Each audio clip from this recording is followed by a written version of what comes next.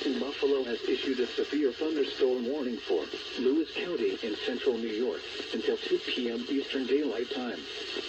At 12:57 p.m. Eastern Daylight Time, a severe thunderstorm was 5 miles north of Lowville, or 20 miles southeast of Fort Drum, moving east at 40 miles per hour. Hazard, 60 miles per hour wind gusts.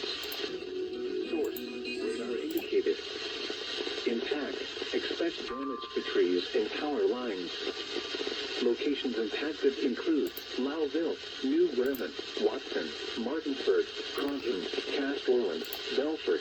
Okay, holy crap, we got a tornado warning. Caledonia, Orleans, and Essex. Burlington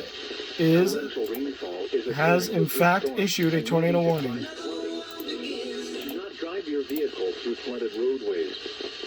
Repeating, a severe thunderstorm warning has been issued until 2 p.m. Eastern Daylight Time for the following counties: Lewis, New York.